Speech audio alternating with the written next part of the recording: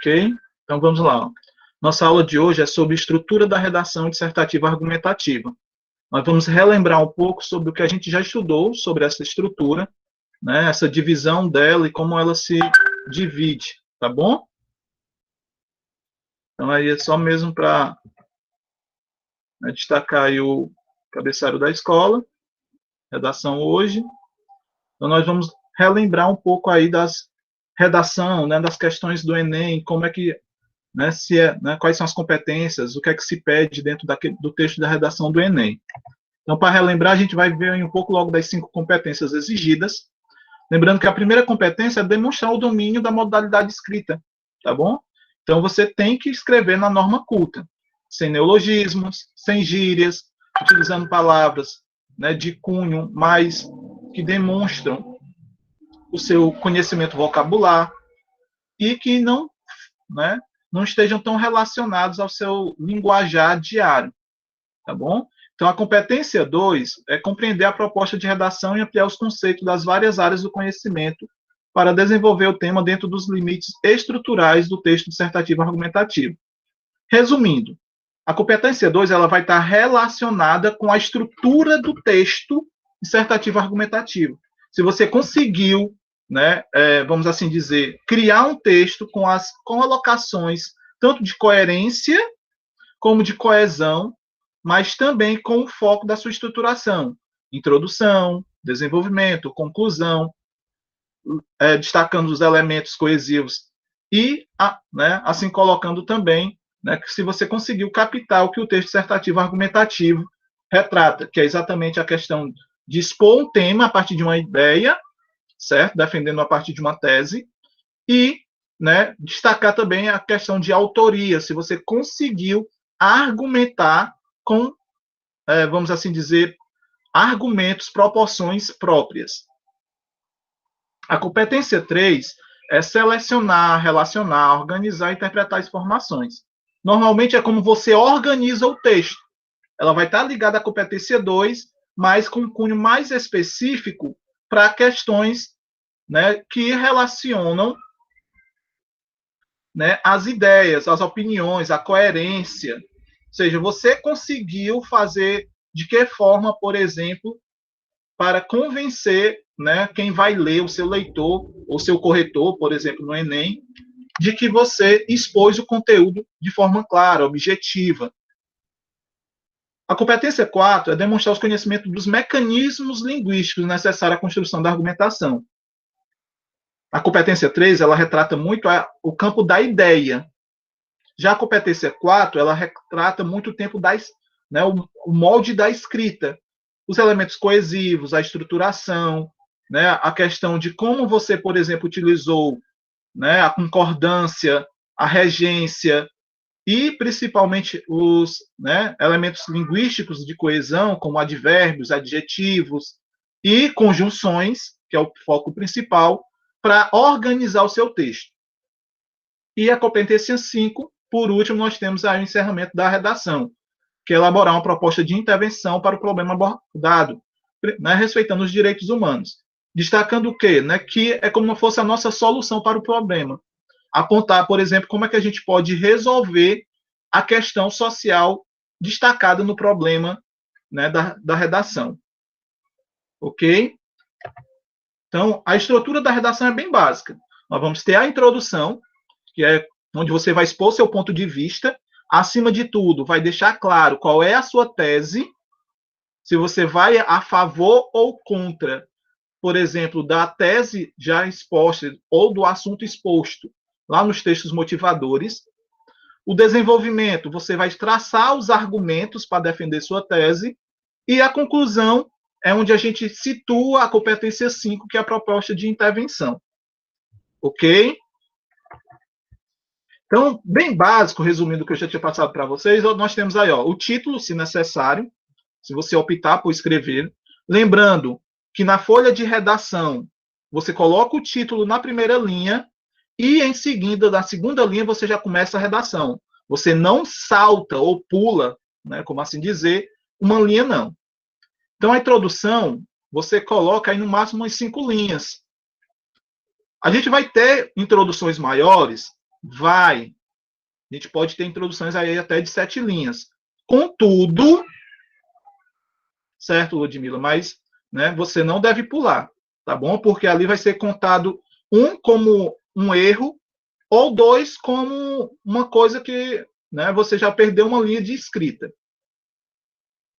Tá bom? Então, necessariamente, né, quando você for fazer a introdução, você segue logo a linha abaixo da introdução. O meu título ficou exageradamente grande, professor. Pegou as 2 primeiras linhas sem nenhum problema.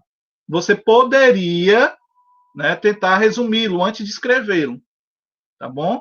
Mas, se você não conseguiu, aí, da mesma forma, não pula nenhuma linha e logo em seguida começa o texto. Lembrando, a introdução, no máximo 5 linhas. Quando você vê, eu não consegui resumir tanto, minha introdução extrapolou, eu vou perder pontuação por isso? Não. Mas lembre-se, né, a introdução ela não pode ser maior que os seus parágrafos de desenvolvimento. É por isso que se chama introdução. Você só vai introduzir. Deixe para discutir o tema lá no desenvolvimento. É lá que você vai traçar a argumentação sobre eles. Tá bom? Então, por isso que dentro do desenvolvimento, você tem aí textos que se situam aí de 6 a 7 linhas, né? E uma quantidade maior de parágrafos. Da mesma forma, a conclusão, o seu tamanho ideal aí é de 5 linhas. É bom que não seja maior do que o número de linhas dos parágrafos e também de desenvolvimento. Uma dica também que eu dei para vocês é que o primeiro tópico aí, a introdução, mais a conclusão juntas, não pode ser maior também que o desenvolvimento. Tá? O meu início com o meu fim não pode ser maior que o meu meio. Então também fica aí a dica. Por isso, né, que normalmente eu tenho 5 linhas, 6 e 6 linhas, 7 ou 7 linhas, mais 5 linhas. Isso quando eu opto por fazer parágrafos aí de, né, em média, 4 parágrafos. Quando eu opto ter 3 parágrafos no desenvolvimento, eu tenho que tomar cuidado, por quê? Porque lá na minha folhinha de redação eu só vou ter 30 linhas. Então, em médias, é 5 para o início, 5 para o final. E a divisão aí, né? Eu só fico 20 linhas para dividir entre os 3 parágrafos do desenvolvimento. Ou seja, vou ter aí, em média 6, 7 linhas. Isso, é claro, aí eu posso ter 6 linhas aí na introdução ou 5 na conclusão, né? Tendo uma estrutura aí mais básica, certo? De paragrafação. Alguma dúvida até aí? Podemos seguir, né? Então, recapitulando de uma forma bem mais exposta. A introdução ela vai apresentar o tema. É um recorte que você fará dele.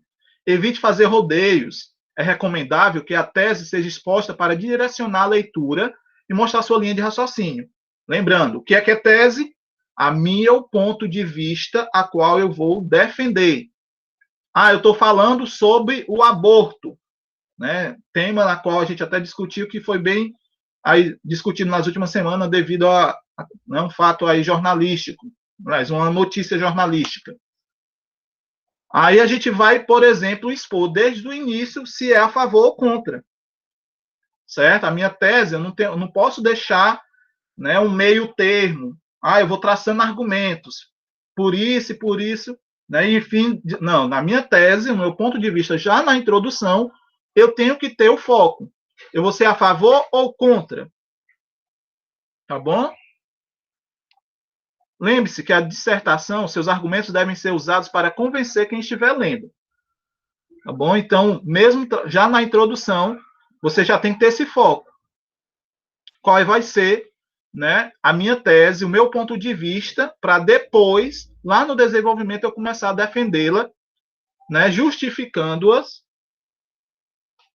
e, em seguida, né, traçar os argumentos para destacar, né, qual é a parte importante, porque, né, por isso se coloque tudo de uma forma mais clara possível, né, o seu ponto de vista.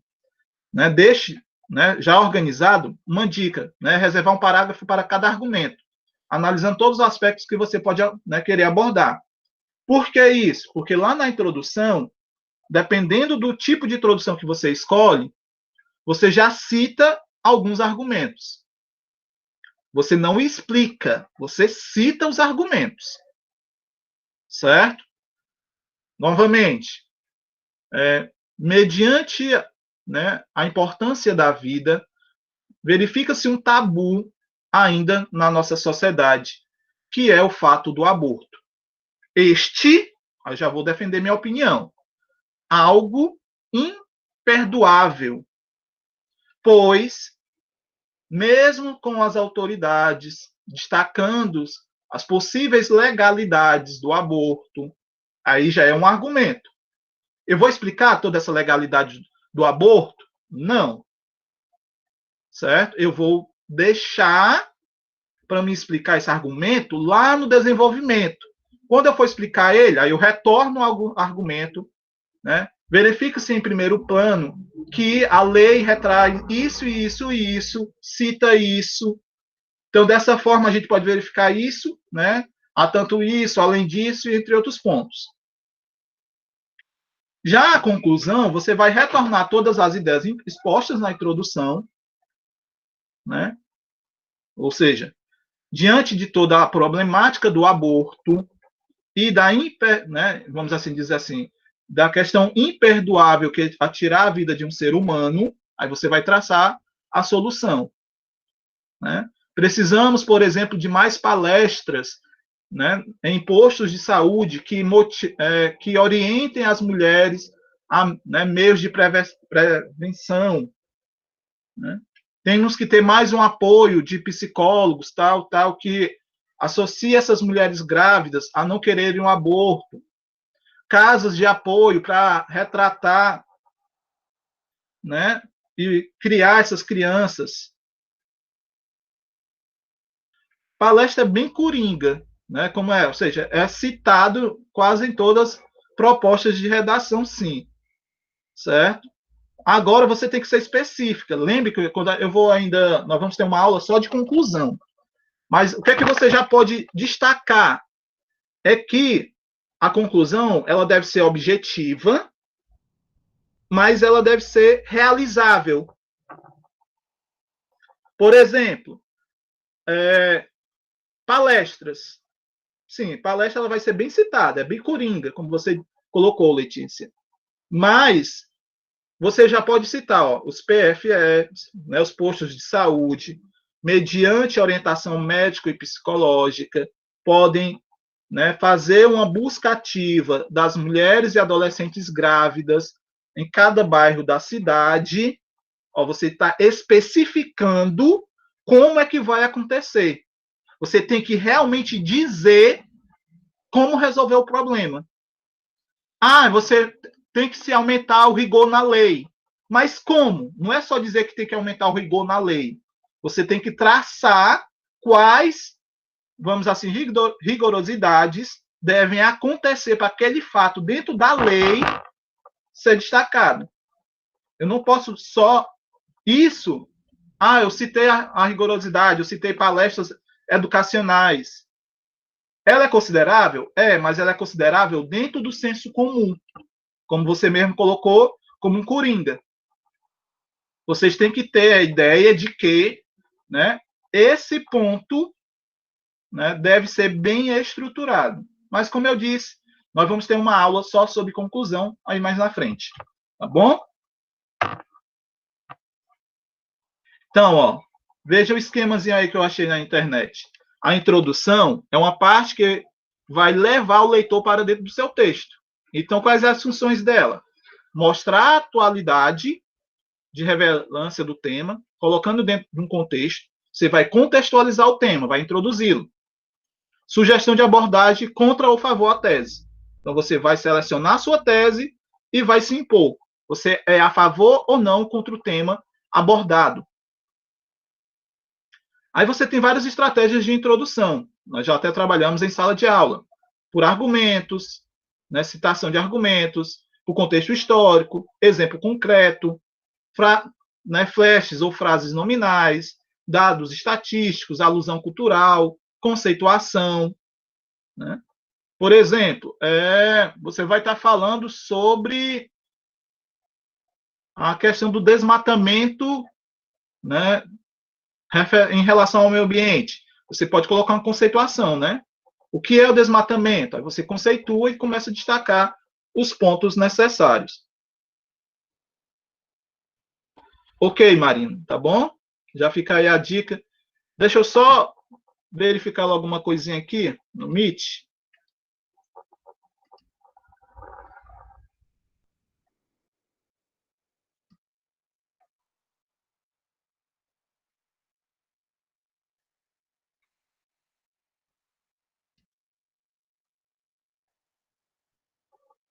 Pronto.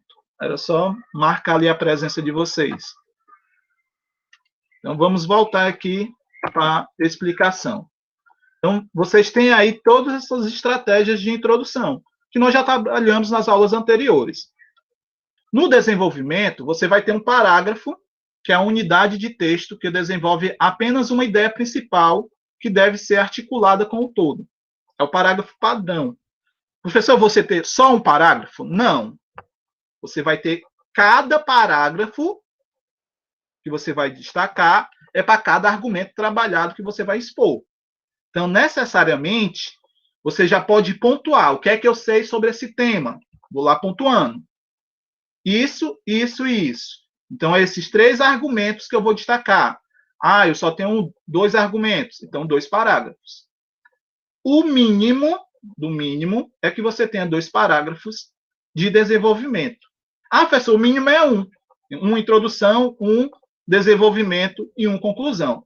Aí você vai ter uma bela, vamos assim dizer, aliás, um belo poder de persuasão para convencer o seu leitor ou o corretor da sua redação de que você colocou todas as argumentações em um único tópico. Ou que aquele tema todo é só em cima de um argumento. Tá bom? Então, o parágrafo padrão, né? Você vai ter o tópico frasal. O que é o tópico frasal? É a exposição, é a afirmação a qual você já impõe. É um período que contém a síntese da ideia que você vai desenvolver do parágrafo. Então, como eu disse lá na ideia do aborto, você vai retratar, né, um dos argumentos, as leis que normatizam as regras do aborto. Então, você já vai afirmar. Em primeiro caso, é necessário analisar as leis que normatizam o aborto. Devido a isso, né, e começa a destacar. Então, você já afirma esse fator. Depois, destaca a ampliação. Né, como é que você vai ampliar essa questão do desenvolvimento?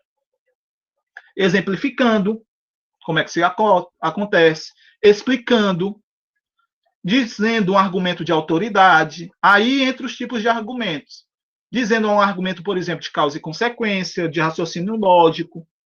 Nesse ponto, vocês vão ter aí uma diversificação de argumentos. Nós também, né, durante a pandemia, estudou esses tipos de argumento, retraçou a partir de slides. Né? Por que eu achei interessante começar uma nova explicação agora que a gente está tendo mais aulas no Meet? Né? Porque vai recapitular todo esse conteúdo que ficou, né, um pouco menos trabalhado do que era necessário. E, por fim, nós temos aí a conclusão, né? A função evidencial final do texto, o próprio nome já retrata, esclarecer o seu ponto de vista, ratificar a tese, ou seja, você pode parafrasar novamente a tese, pode dizer qual é a sua tese, e estabelecendo um diálogo com a sua introdução, você não vai botar tal qual igual lá, né? Quando a gente diz parafrasear, é citar novamente, não é fazer uma cópia da introdução. Né? E você, lembrando, né, promove uma reflexão sobre o tema, na conclusão, tem a proposta de intervenção que é exigida lá no Enem, que não é mais do que a solução para o problema, né, de uma né, dentro do tema trabalhado na redação. Então, resumindo, introdução, você diz o tema, destaca como é o tema, expõe a situação do problema, define sua tese a partir dos argumentos. Você não vai explicar os argumentos. Você vai fazer isso lá no desenvolvimento. Você vai traçar o primeiro argumento e o segundo. Já A conclusão, você faz uma retomada do problema, diz a proposta de intervenção, reafirmando sua tese. Ok? Alguma dúvida até esse ponto?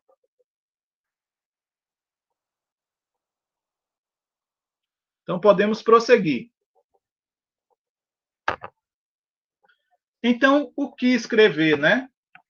Quem dirá a Letícia, né, que já tem uma boa capacidade de escrita, mas tem uma insegurança muito grande, né? Como também outros alunos aí que a gente viu, principalmente na eletiva de redação. Vocês que não se inscreveram ainda na eletiva de redação, é interessante até fazê-la, tá bom? Então, o que escrever, professor? Na introdução da redação do Enem, algumas opções de começar a introdução é através de uma pergunta, de um dado histórico, de uma comparação, de uma citação, certo? Por exemplo, você pode citar diante do aborto a normativa de alguém, a opinião de um estudioso, de um pesquisador, nenhum problema, mesmo na introdução. Você pode fazer um paralelo sobre parte de um texto bíblico da importância da vida, nenhum problema. Lembrando que você só tem que tomar cuidado em caráter. Desculpa aí, então, Letícia, vendo? O professor maltrata a pessoa de todas as formas na hora da produção textual. Então, como eu estava dizendo, tome cuidado na questão religiosa, visto que você impor sua religião também é uma desconsideração dos direitos humanos. Então, você pode citar, né, um trecho bíblico em relação, por exemplo, ao direito da vida, como algo essencial, como qualquer outro texto destaca. Não é que o texto bíblico não tenha mais importância, não estou dizendo isso. Até mesmo porque eu sou, né, um cristão. Eu estou destacando que eu não posso impor minha religiosidade dentro da minha redação, certo? Porque aí eu posso estar ferindo a questão dos direitos humanos como imposição religiosa. Então, aí a gente tem os tipos de introdução. Olha, liga não, Letícia, o Ciro está com inveja. Você tem uma capacidade de escrita maior que a dele. Nós temos aí os tipos de introdução. Nós vamos ter introdução por citação de argumentos, como a gente já viu. Nesse tipo, deve-se contextualizar o tema. Que tema é esse? Qual a importância dele no mundo atual? Né? E apenas citar os pontos que serão aprofundados ao longo do texto como palavras-chave. Ele é o mais comum. Você cita a sua tese e diz quais os argumentos que você vai defender em seguida. A base histórica, né, você deve procurar na história uma relação direta com o tema proposto, ainda que este seja contemporâneo. Então, por isso que diz que é base ou alusão histórica, porque você vai lá em algum acontecimento passado que tem a ver com o tema, certo? Não é qualquer. Para isso, você tem que ter um bom gabarito, né? A pessoa, quando eu digo gabarito, eu digo um bastante acúmulo de conhecimento. Você não vai citar qualquer fato que retrate o aborto de alguém, ou, né, por exemplo, a relação do aborto, ou fatos, por exemplo, né, vamos supor aqui, a questão da homofobia. Nós vemos dentro da base histórica que a questão da homossexualidade ela já existia lá na Grécia e era até respeitada em certos pontos. Então, você pode fazer essa alusão histórica, essa introdução por base histórica. Introdução por flashes. Na primeira oração da introdução, o candidato cita algumas palavras-chave que representam aquele tema. Tomem cuidado para você não citar, né, palavras que já são bem, vamos assim, coringas, como a Letícia colocou. Certo? Situação concreta, você cita um fato concreto para melhor ilustrar sua contextualização. Então, aí você já vem para um exemplo mais concreto que aconteceu, né, vamos assim dizer, dentro da realidade. Professor, tome cuidado que esse argumento, eu posso usá-lo até como argumento também, lá no desenvolvimento. Mas entenda por situação concreta. Não é aquele fato que aconteceu com a sua vizinha, né, a dona Maria, que teve uma filha, a Aninha, que engravidou com 12 anos, 13 anos e abortou, não. né, é algo que repercutiu, né, nas redes sociais, nas mídias, que houve um impacto na sociedade. Tá bom? A introdução por conceituação, você, como o próprio nome diz, conceito. Você vai definir com palavras-chave, né, quase como um dicionário. Também são usados aqui pedaços das leis, dos textos científicos, que também entram nesse aspecto. Né? Quando você destaca, por exemplo, né, no início da sua introdução, o fator, vamos assim dizer, das leis que preservam e fazem referência à preservação do meio ambiente, para destacar a importância dessa preservação. Você está utilizando uma introdução de conceituação. E a introdução por alusões culturais, que demonstra ainda seu grau de conhecimento, necessariamente não precisa ser, né, de algo totalmente culto. Né? Naquele exemplo da redação passada, da aula passada, né, eu coloquei que um rapaz citou, né, o próprio, né, Fábio Brazar, né, nas suas músicas De Volta para o Futuro. Então, consiste em citar uma frase, uma citação de algum especialista no assunto ou personalidade, certo? No caso aí, o Fábio Brazar entrava como uma personalidade, né, do tempo moderno. Aí você pode também destacar, né, uma citação de um especialista, né, contextualizar, por exemplo, as obras de Machado de Assis. A gente vê muito, por exemplo, em algumas, né, tanto que entrou como figurinha repetida também, né, citações das obras de Machado, né, por ser bem abrangente e por ser do tempo do realismo, então abordava temas bem reais, com a característica quase, né, bem estruturada, vamos assim dizer, quase real mesmo. Então, muitos alunos acabaram já pegando trechos da obra e já imaginando quais seriam os temas que poderiam utilizar esse mesmo trecho. Então, ele decorava um trecho que ele poderia estar utilizando aí em 2, 3 temas. Ok? Alguma dúvida até aí dos tipos de introdução?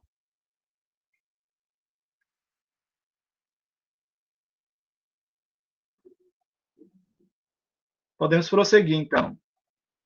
Então, é hora de testar nossos conhecimentos. Tá bom?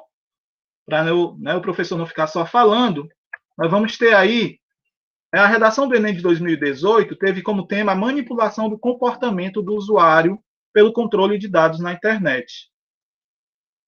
Eu gostaria que vocês se dispusessem aí para cada um ler né, os textos motivadores, só para a gente ter uma ideia de como foi que aconteceu essa redação, já que o tema, né, por mais que seja atual, nessa relação da internet, visto agora.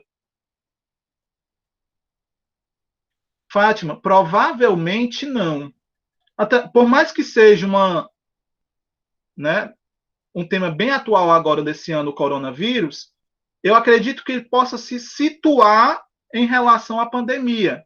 Por exemplo, né, até citei dentro das minhas eletivas né, de redação. Se poder, vamos supor, financeiramente, a sociedade brasileira está, vamos assim dizer, pronta para épocas de conflitos, né, como essa questão da pandemia, ou, por exemplo, a saúde pública, né? Até que ponto ela vai estar preparada? Lembre que, normalmente, esse tema ele não vai dar brecha para criticar o governo. Então, por exemplo, esse segundo tema que eu citei vai ter mais dificuldade de aparecer do que, por exemplo, o tema de que a sociedade não estava preparada financeiramente para a questão, né, de vamos assim dizer assim, de um período de escassez. Ok? Lhe respondi, Fátima? Então vamos seguindo, ó. Só vou pedir a ajuda de vocês para ler aí os textos motivadores. Vamos lá? Quem se habilita primeiro?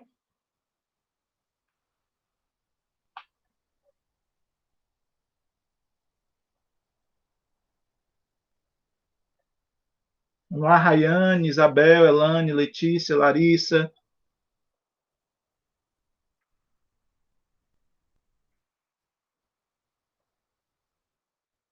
Ciro,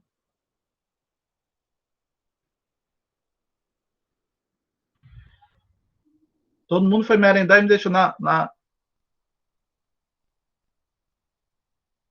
Não tenha vergonha, Isabel. Nós estamos numa sala de aula. Então, é como se você estivesse lendo na sala, sem nenhum problema. Vamos lá?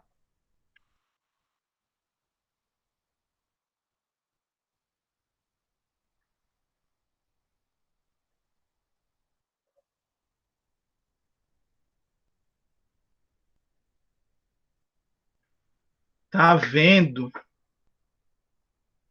Não se preocupem, a gente. Amanhã é a reunião de vocês. Não esqueçam disso. Aliás, amanhã ou segunda, eu acho que é segunda, a reunião dos terceiros anos, para a gente Pensa, verificar. eu vou ler. Ó, texto 1. Às segundas-feiras, pela manhã, os usuários de um serviço de música digital recebem uma lista personalizada de músicas que lhes permite descobrir novidades. Assim como os sistemas de outros aplicativos e redes sociais, este cérebro artificial consegue traçar um retrato automatizado do gosto de seus assinantes e constrói uma máquina de sugestões que não costuma falhar. O sistema se baseia em um algoritmo cuja evolução e usos aplicados ao consumo cultural são infinitos. De fato, plataformas de transmissão de vídeo online começam a desenhar suas séries de sucesso rastreando o banco de dados gerado por todos os movimentos dos usuários para analisar o que o site faz. O algoritmo constrói assim um universo cultural adequado e complacente com o gosto do consumidor, que pode avançar até chegar sempre a lugares reconhecíveis. Dessa forma, a filtragem de informações feita pelas redes sociais ou pelos sistemas de busca pode mudar nossa maneira de pensar. E esse é o problema principal. A ilusão de liberdade de escolha, que muitas vezes é gerada pelos algoritmos. Muito bem. Vamos aí, quem lê o próximo?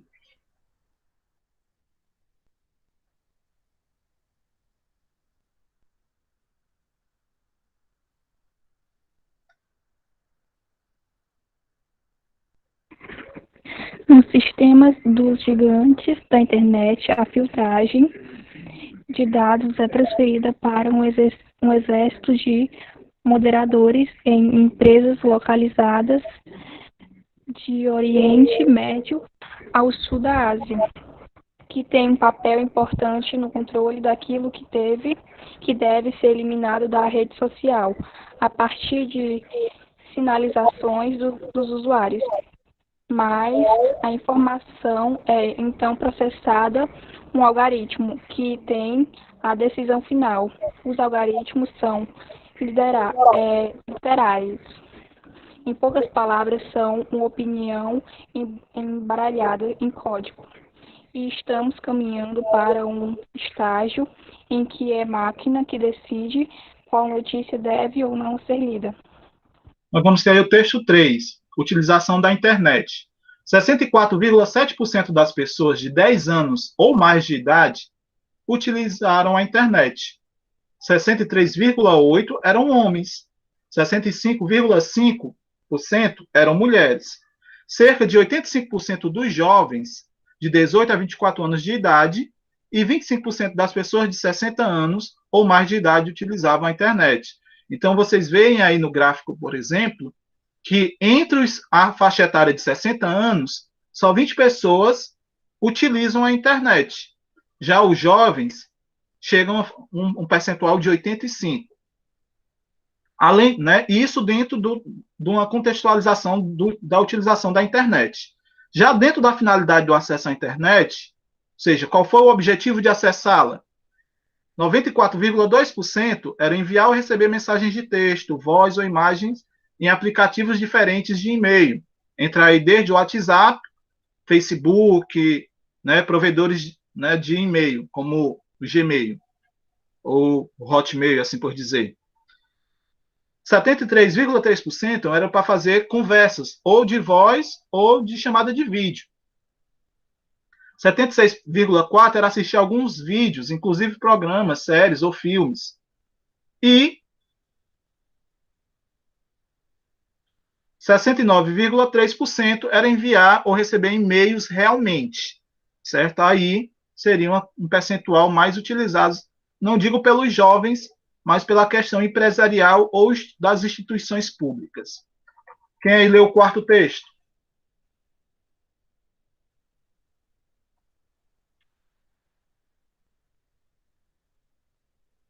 Sim, Letícia, né? Em relação aos algoritmos também, já que o Facebook, ele, né, dentro das suas relações de privacidade, ele copia todos os seus interesses, até mesmo para expor, né, por exemplo, sugestões de amigo e certas informações dizendo que não, mas são fornecidas a empresas. Né? Então, se você clicar, por exemplo, em um tipo de conteúdo, né, um estilo de música, normalmente ali vai surgir páginas que se relacionam com aquele estilo que você olhou e vai ficar sugerindo, lhe induzindo a ver mais coisas sobre aquilo. E aí, mais alguém lê aí o texto 4, por favor?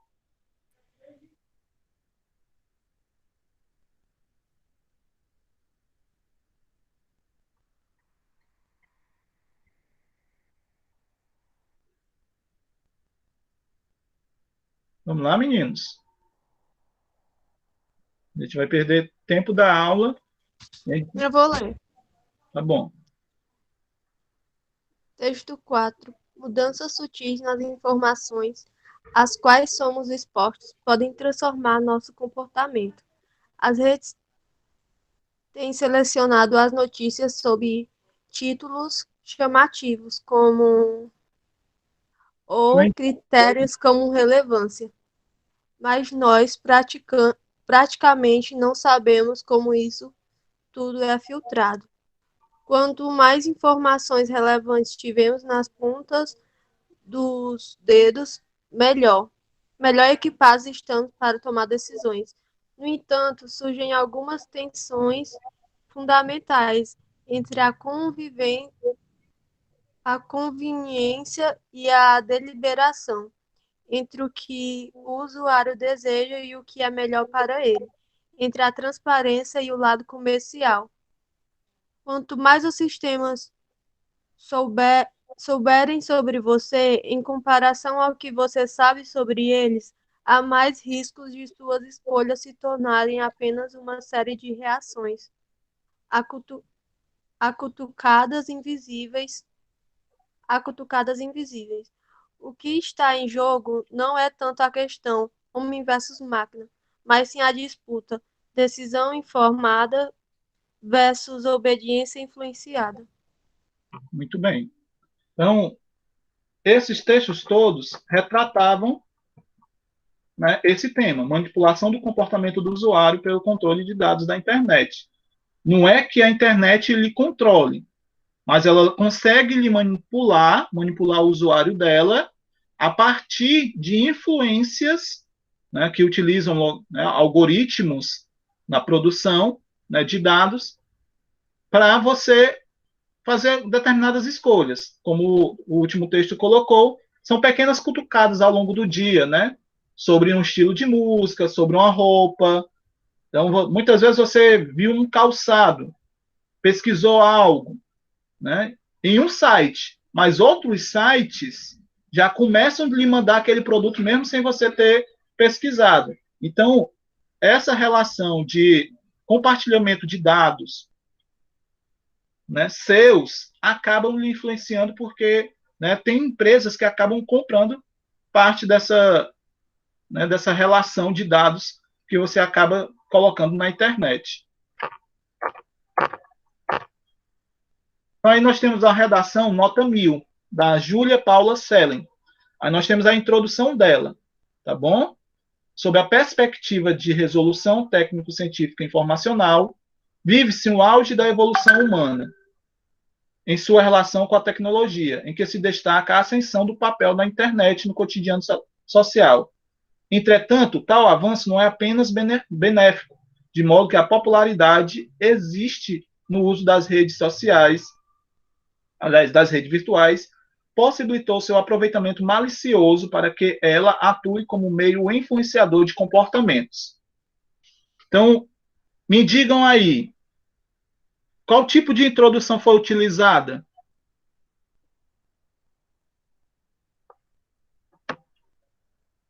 Vamos voltar lá um pouquinho.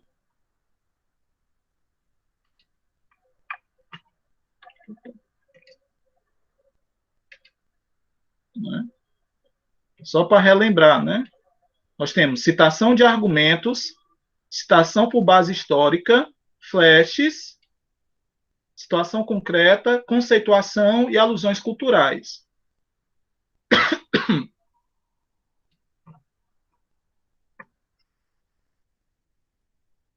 Alusão histórica. Qual foi o fato histórico aí a qual ela fez uma alusão?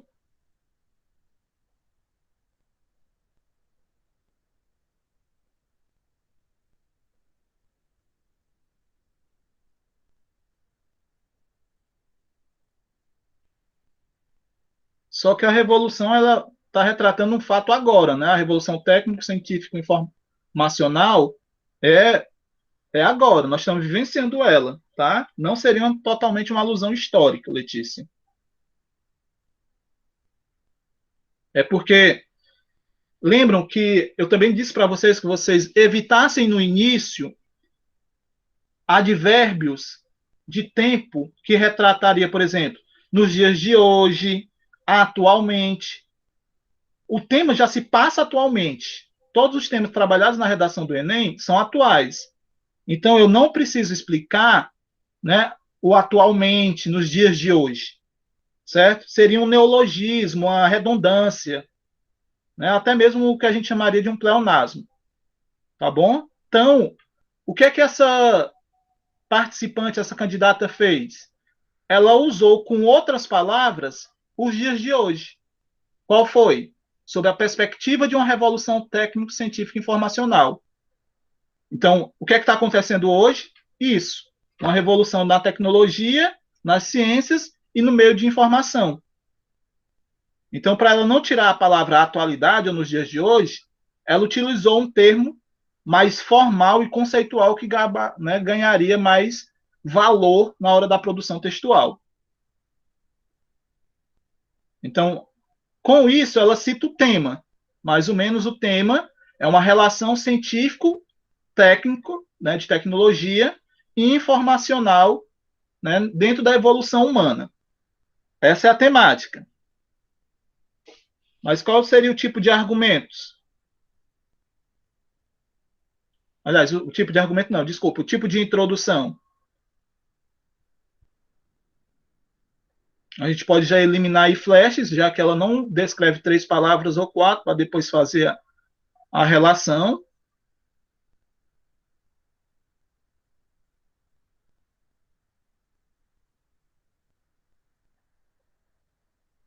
E aí, meninos?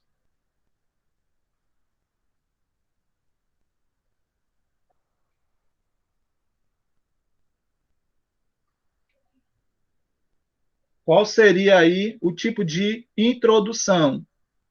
Pelo jeito, a gente vai ficar só no tipo de introdução. E olha que eu peguei amanhã, né, inteira e boa parte da tarde para fazer esse slide, achando que a gente... O conceito, muito parecido, né? Mas vejam que ela não conceituou mediante nenhuma das questões.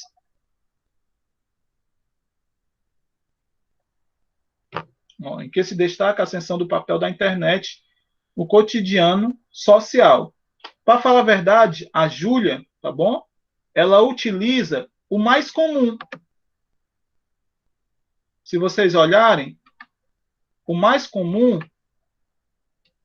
é a citação de argumentos. Como é que acontece a citação de argumentos? Que tema é esse?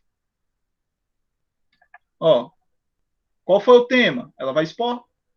Qual a importância dele no mundo atual? certo? Depois ela cita os pontos que serão aprofundados ao longo do texto. Lembrando que aqui, ainda, mesmo dentro da citação de argumentos, ela deve citar a sua tese.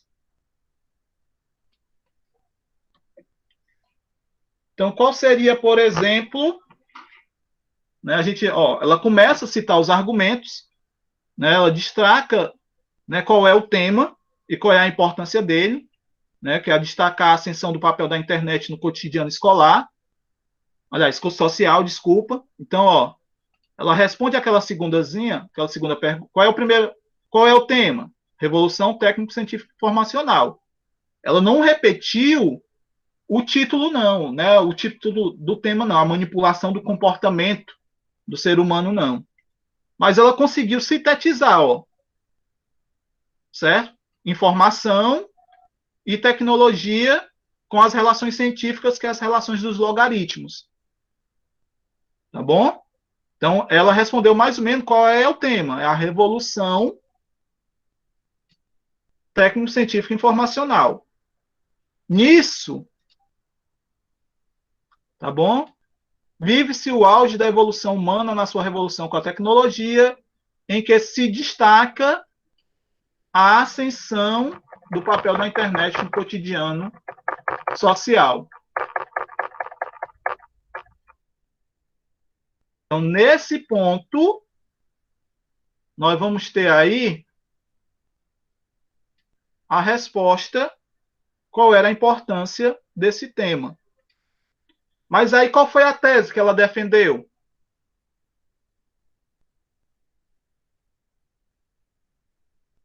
Vamos lá, meninos? Qual seria a tese? Ela foi a favor ou contra?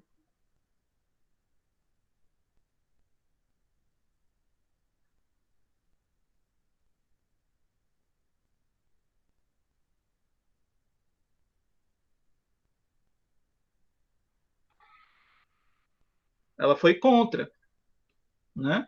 Vejam que ela coloca bem aqui, tal avanço não é apenas benéfico.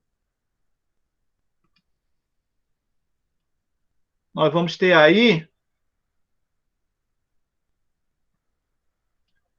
o que a gente poderia chamar de tese, né? A tese dela é que esse avanço não é benéfico. Aí ela coloca, né, os argumentos. A popularidade existe, ok?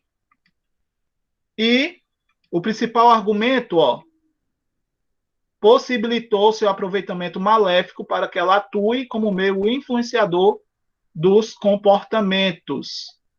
Então, esse seria o principal argumento para destacar a sua tese.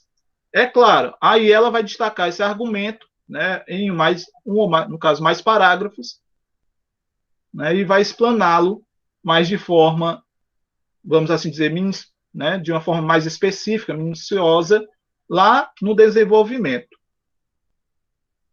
Ok, meninos?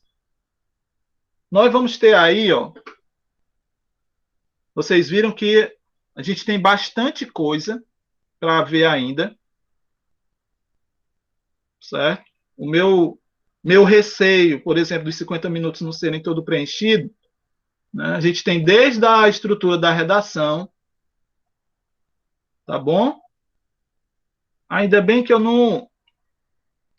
As partes dos exercícios, eu não respondi ainda, né? Mas aí nós vamos ter uma atividade.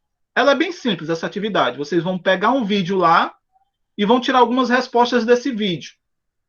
Tá bom? Então, ela é bem simples, ela já vai estar postada. Eu já deixei programado para postar, acho que já até entrou no sistema. Vocês vão responder. E na nossa próxima aula, a gente continua toda essa especificação, né, de tema. Vejam aí que a gente tem vários textos ainda para analisar. Eu acredito que na próxima aula, os outros 50 minutos ainda não seja nem, né, vamos assim dizer, suficientes. Tá bom? Então, eu só vou voltar aqui no Google Meet, só para pedir novamente a frequência de vocês. Deixa eu só